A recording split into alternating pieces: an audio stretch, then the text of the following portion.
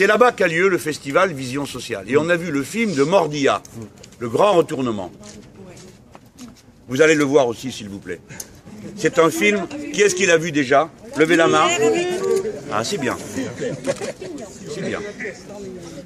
Ça raconte Envers. C'est une pièce de Lordon. Lordon est un économiste, un sociologue que vous consultez peut-être. Il a écrit une pièce en alexandrin. En alexandrin, c'est un vers de 12 pieds. D'accord? Et monté jusqu'au fait, il aspire à descendre. Ça, c'est Corneille que je vous récite. J'ai pas appris encore du Lordon par cœur, mais ça va venir. Bon, enfin, disons que c'est un peu plus didactique, Lordon, par rapport à Corneille ou Racine. Bon, enfin, c'est bien quand même. Hein. Le texte est très didactique, donc on explique la crise, mais c'est en alexandrin. Alors évidemment, vous avez toujours la rangée de service pour dire « Ah non, c'est pas pour les ouvriers ». Mais si, les ouvriers aussi, ils aiment les alexandrins. Nous ne sommes pas des barbares. Voilà. Et donc, le Mordilla a bien utilisé le texte et il met en scène des banquiers, des conseillers, un personnage qui représente en gros le président Sarkozy, mais sans le caricaturer parce qu'au fond, ils sont interchangeables, ces gens. D'accord. Ben oui. Les larbins politiques des puissants, il n'y a que la tête qui change. Mais le reste, c'est pareil, quoi. Oui. Alors ça, on le voit bien.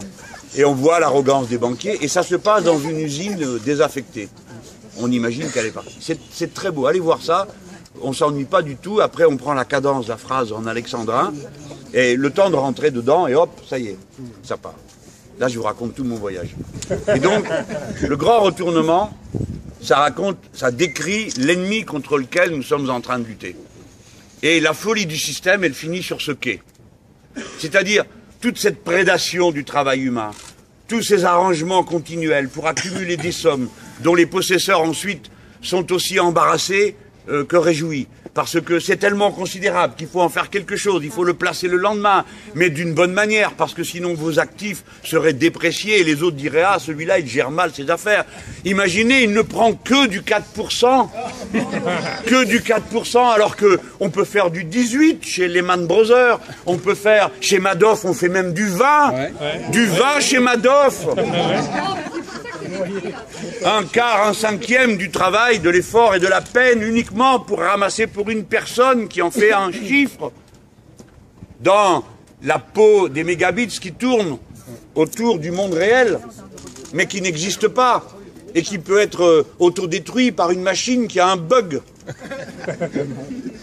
Et à la fin des fins, tout ça pourquoi? Pour ça. C'est-à-dire pour être tout seul dans une espèce de grosse villa flottante, entourée de gens qui peuvent vous dire que oui, notre bon maître, oui, notre monsieur, et peut-être même pas une fois, oui, mon amour. Tout ça pour ça. Et tant de destruction, tant de saccage pour ça. Pour que...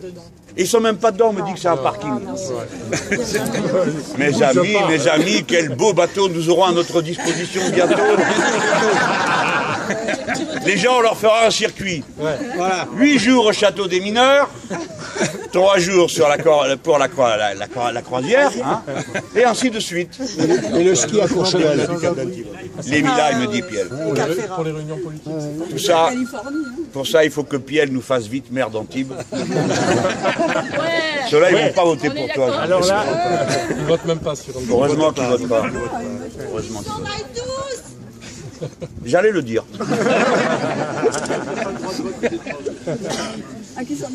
Et voilà.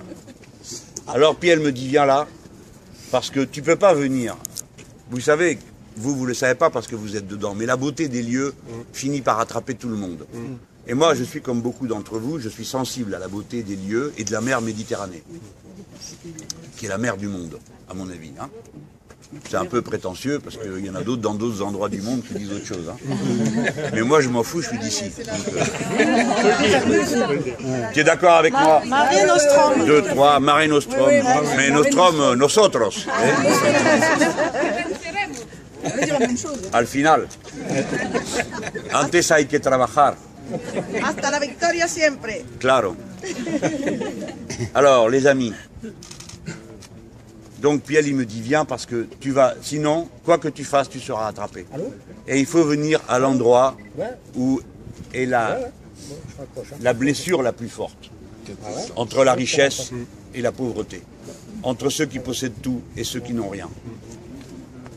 Et c'est pas pour faire nous ne faisons pas du misérabilisme. Nous exprimons non seulement un sentiment humain de fraternité, de compassion, à l'égard de l'humilié, de l'opprimé. Nous exprimons un attachement à un camp. L'autre soir, j'ai été voir le film Les Jours Heureux. Et à la fin, il y a un gars qui dit ça. Il dit, quand tu es du côté des opprimés, tu peux faire des erreurs. On en a fait. Tu peux faire des erreurs. Mais tu te trompes pas de camp dans l'humanité. C'est vrai. C'est vrai. Bravo. Je suis d'accord. C'est un fil. Et ça nous crée des liens avec beaucoup de gens.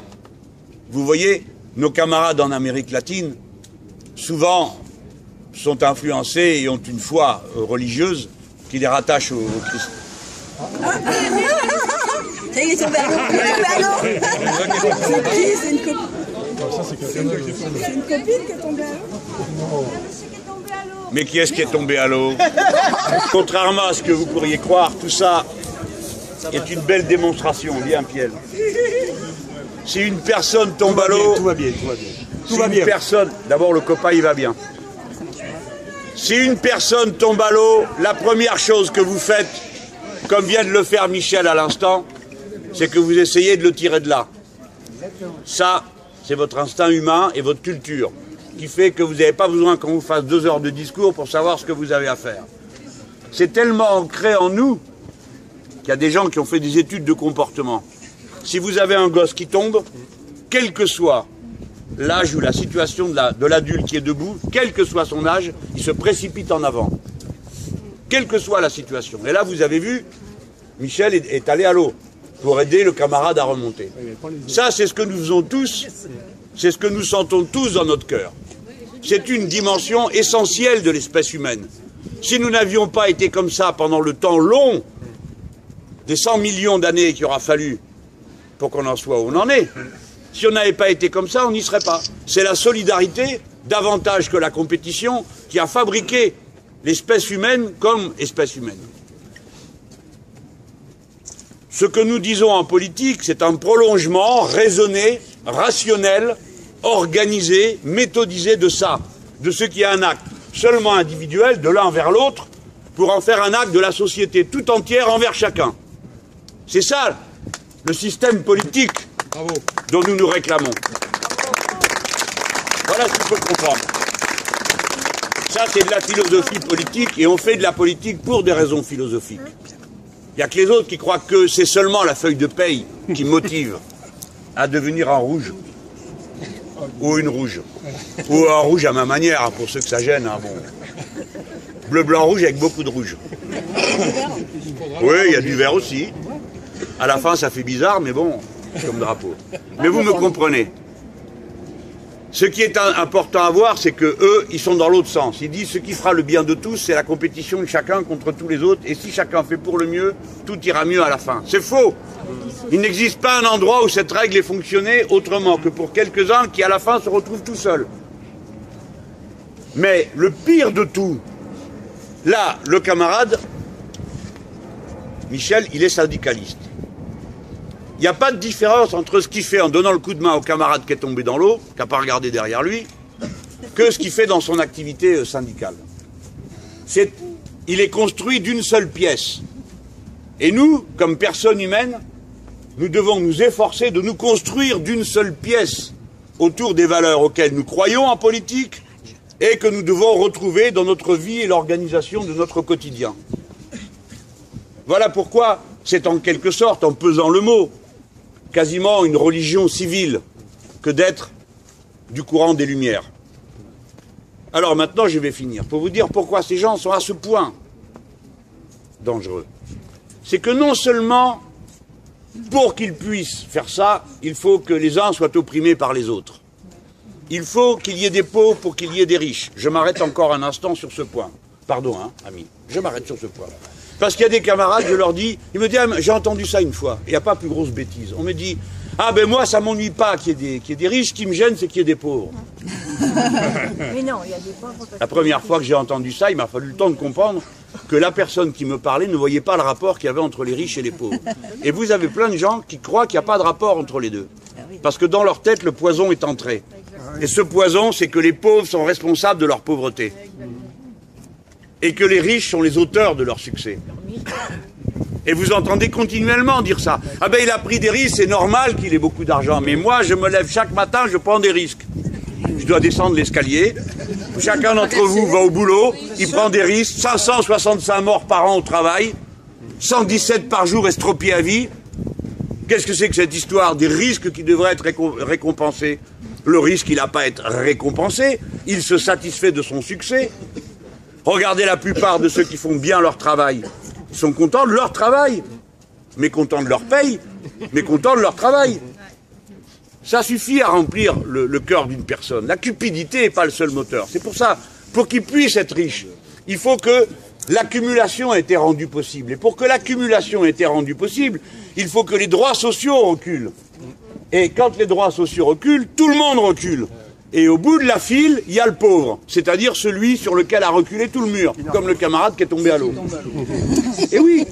Et une fois qu'il est tombé, s'il n'y a pas une main pour le ramener sur le quai, il se noie. C'est ça qu'il faut comprendre. Et on ne peut pas vivre heureux dans un océan de malheur. Pas plus heureux, les habitants de cette cité HLM où s'est poursuivie la visite. Moi, j'ai ma voiture qui a brûlé il y a un mois. Il y a un mois, elle a brûlé. Ça fait la troisième qui brûle. Il faut qu'on ait des meilleures conditions de vie. On est à bout. Tout le monde est à bout. On paye un loyer, on a le droit à la dignité. La visite de Mélenchon dans leur quartier, une exposition médiatique inespérée pour faire entendre leurs doléances. Il paraît que vous êtes oublié. En tout cas, oublié. Putain. Bientôt on va habiter dans les caves, ça continue. Hein. Ah ouais? Ah ouais, mais regardez l'état des lieux. Et regardez l'état des lieux. Ils passent où nos charges? Dites-moi franchement. Hein? Il y a des gens qui ont payé leur logement 2 fois depuis qu'ils habitent. Inès? Par exemple, les assurances personnelles, parce qu'on nous fait passer les assurances, ils veulent plus nous prendre, ça veut dire qu'ils vont nous résilier.